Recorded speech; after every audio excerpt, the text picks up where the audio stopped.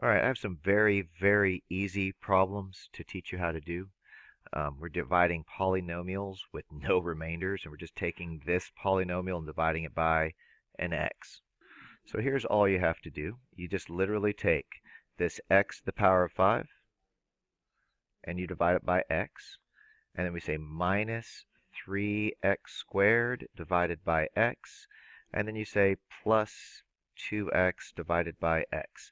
Now there's this thing called the quotient property that you have to know. So for example, if I have a to the power of m over a to the power of n, that becomes a to the power of m minus n. So this is called the quotient property. I'm just going to write the word quotient. And the quotient property allows you to be able to subtract your exponents. So even though you can't see it, that's a 1, that's a 1, that's a 1, and that's the power of 1. So what's 5 minus 1? Well, that's just 4. And what's 2 minus 1? Well, that's just 1. We're just going to put 3x. We don't have to put 3x to the power of 1. We can just leave it as 3x. Now, this is where it gets a little bit tricky. If I have x to the power of 1 over x to the power of 1, technically that's x to the power of 1 minus 1, which would be x to the power of 0. But any number to the power of 0 is 1. So basically these just totally cancel out, and you're just left with 2. And you are done. All right? So all I'm going to do is just going to go over here. I'm going to type it in. X to the power of 4. Because remember, 5 minus 1 is 4. Minus 3. X. I don't have to put to the power of 1, even though technically it is. Then put plus 2. And voila, you're done. Okay? Do one more. Except this one, we're just do it really, really quickly. All right?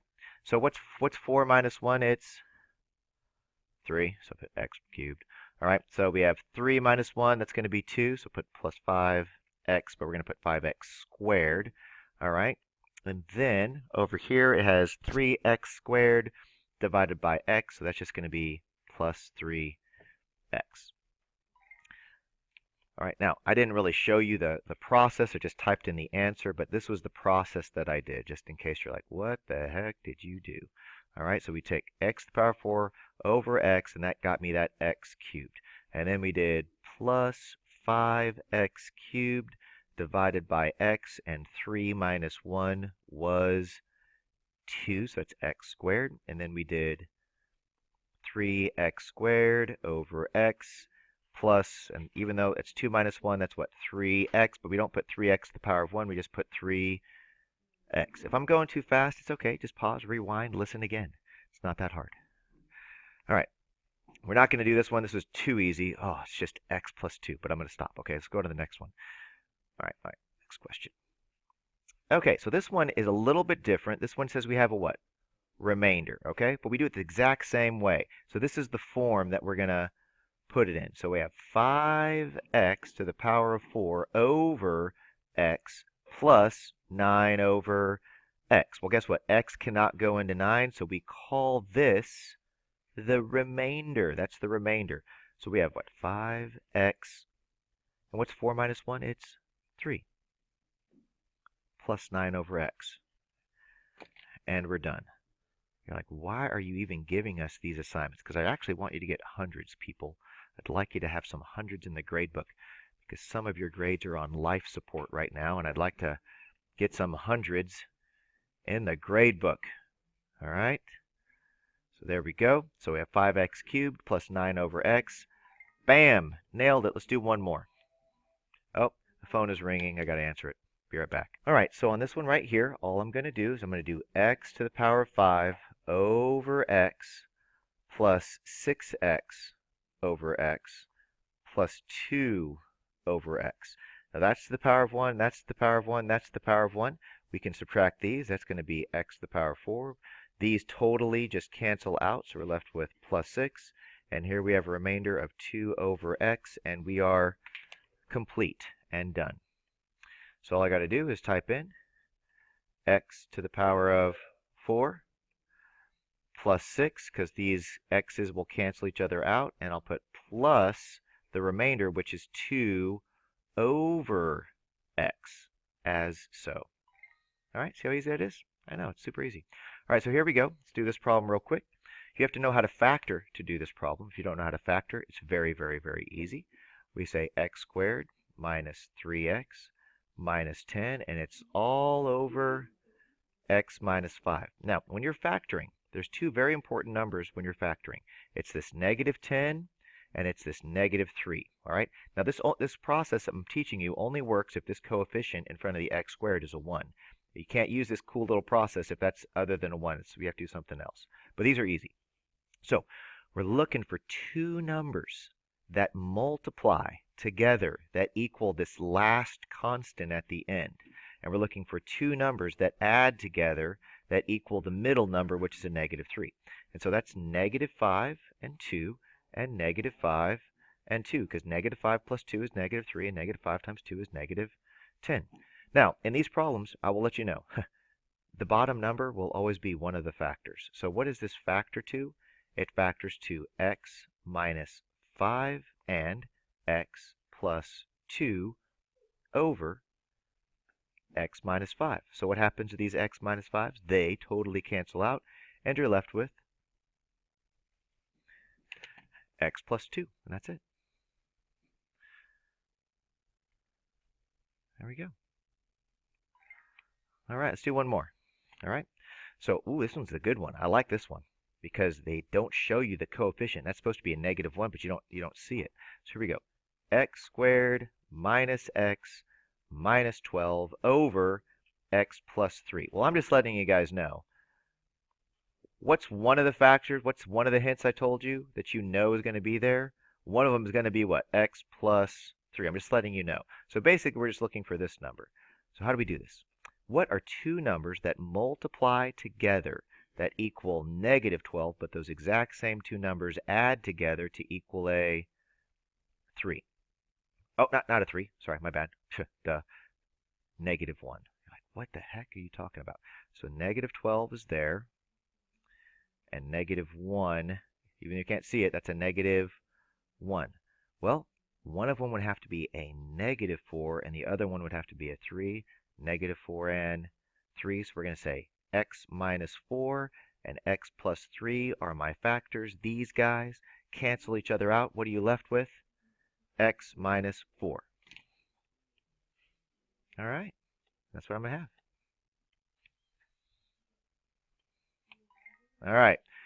Okay, guys. Now it's time to do this. So I need you guys to write this one down in your journal. All right, because now we're going to show you a different method. Okay, we're going to show you guys a different method. So what we're going to do right now is I want you guys, oops, hold on, didn't mean to do that. I meant to do this.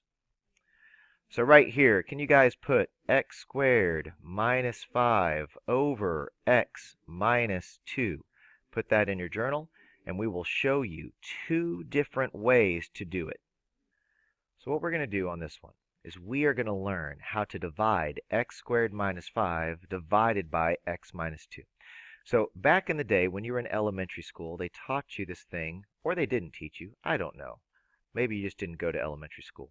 All right, but I was taught how to do this thing called long division, where you go a number into another number. Okay, so we're gonna do long division right here. Okay, so when you're doing long division, let's do a quick little example of long division. Ready? Let's go like 6 into 49. All right. How many times does 6 go into 49? How many do you think? A total of what? 8 times. And what is 6 times 8? It's 48. And when you take it away, what are you left with? 1. So you would say this is 8. And what's its remainder? 1. So we'd say 8 and 1 out of 6. So that's what you used to do back in the day when you did long division. Okay? We're doing the same concept with the polynomials. We have to figure out what number goes right here, like x times what number would get me to an x squared. What do you guys think? X times what number gets me to an x squared? That'd have to be another x. X times x is x squared. Well, what is x times a negative 2? That's a negative 2x. So when you do this, we have to take all of this and we have to subtract it. X squared minus x squared is 0. Uh-oh. What's a negative times a negative? Positive, so that's what? That's a 2x. But what do I have to bring down now? I've got to bring down a what? Got to bring down that what? Minus 5. All right. So we have 2x minus 5 left. Now, what number could I multiply x by to get a 2x? X times what is 2x? X times 2 is 2x. 2 times x is 2x. What's 2 times negative 2? 2 times negative 2. Negative 4. You surround it and you subtract it, and you're left with negative 5 minus a negative 4, which turns out to be negative 5 plus 4, and your remainder is negative 1. So here's my final answer. That's a plus. My final answer is x plus 2 with a remainder of negative 1. But what was my original divisor? X minus 2. And that's my answer. Now that's called long division, but I'm going to show you guys a heck of a lot easier way to solve this exact same problem. So this is long division. What I want you to title in your journals now, that's the answer. What I want you to title in your journals right now is this. Please, this is going to make your life so much easier. Synthetic division. Just like they have now this synthetic oil that makes your car run a little bit better, all right? We are having synthetic division, which is going to make your solving process a heck of a lot easier, okay? We're going to do the exact same problem, except come up with this answer a lot faster. So title it Synthetic Division, and this is what I want you to do. I want you guys to make something that looks like this. Okay? Put an L. Now we're going to go x squared, x to the first, x to the 0. So we're going to look at our original problem. How many x squareds did we have? How many do you see there? 1. Did you guys see any x's in the middle? No? But what do we have at the end? Negative 5. Now, we are dividing by x minus 2. Now, whenever you divide by a binomial, like x minus 2, this is called a linear factor. Whatever that is, you plug in the number. What number minus 2 is 0? What number minus 2 is 0, A? Positive 2. So if that says x minus 2, you use a positive 2. If that would have said x plus 2, then you would put a negative 2. It's always going to be the opposite. That's something you need to make sure you write down. This will always be the opposite of the factor. So if that says x minus 2, it's a plus. If it says x plus, it's a minus. So that'll always be the opposite. So just make sure you understand that. All right, guys. I said it was going to be easy. So the first step is just setting it up. The next step is bring down the 1. Then do 2 times 1. What's 2 times 1? 2. Then we add. What's 0 plus 2? 2. What's 2 times 2? 4. Then we add. What's negative 5 plus 4? Negative 1. When you're doing this, it always descends. This is x to the power of 1. This is x to the power of 0. And this is your remainder. My final answer is x plus 2 with a remainder of negative 1 all over my original divisor, which was x minus 2. We get the exact same answer as we did here. Now, I don't expect you guys to get it the very first time that we do it. So what we're going to do is we're going to do it one more time, so you guys see how to do it. So our answer was what? X plus 2 with the remainder of what? Negative 1 over x minus 2. Does everybody see this part right here? That's what you got to. So our remainder was negative 1 over that. So that's why that's going to be your answer. This one we're going to do, and we are going to do it just synthetic division. That's it. So all I want you guys to do, this is the last problem we're going to do right here. We're going to show you how easy that is. Write that down, please. All right, so after you've written the problem down, I'm going to show you guys how to use synthetic division. It's very easy. Just make our little, I'm going to make it nicer and neater. Here we go. Ready? There we go. Since I got these tools, I might as well use them. There we go. So right now we have x squared, we have x to the first, and we have x to the 0. So how many x squareds do I have in my problem? Total of 1. How many x's do I have? Negative 3. And what's my constant at the end? A 9. So if you're wondering where I'm getting these numbers, I get the number in front of the x squared, I get the number in front of the x, and I get a constant at the end, and I just list them in order. Now, what did that say? X minus 2. So what number am I plugging in right here? A positive 2. That says x minus 2. It's a positive 2. This is how fast it goes. Ready? Drop down the 1. 2 times 1 is 2. Add these together. Negative 1. 2 times negative 1 is negative 2. Add those together. 9 minus 2 is 7. And you're done. My answer is x minus 1 plus 7 over x minus 2. And I am complete and don't have to worry about this problem anymore. Now, how did I know that was the x? If that's x squared, this answer is always going to be x to the first. This answer will always be x to the 0, and this will be my remainder at the end. And that's how fast you can do them without having to do a whole ton of long division. All right, so I'm typing x minus 1 plus 7 over x minus 2. So what did I say it was? It was what? X minus 1, all right? X minus 1. And then I'm going to put, what was my remainder? Plus 7, all right? Put plus 7 over x minus 2. Boom. All right, so I have students that have a good day. They're heading out of the class. I'm going to do one more problem for you guys that are watching this. It's super easy. Y'all have a good day.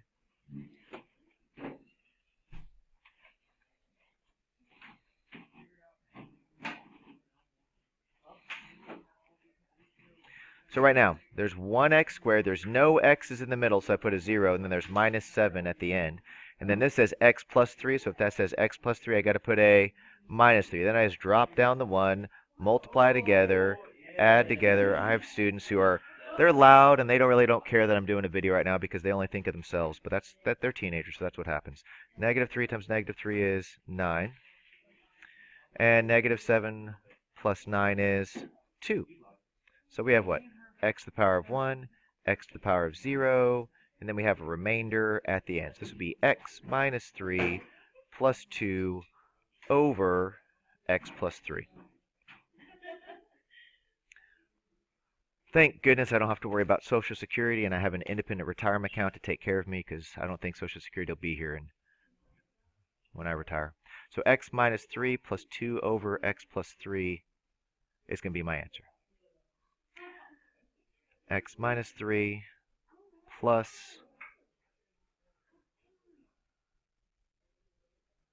2 over x plus 3. And that'll be my answer. That's all you got to do. All right, so hope you have a good day. Hopefully you figured out how to use synthetic division, help you get these answers with the remainder.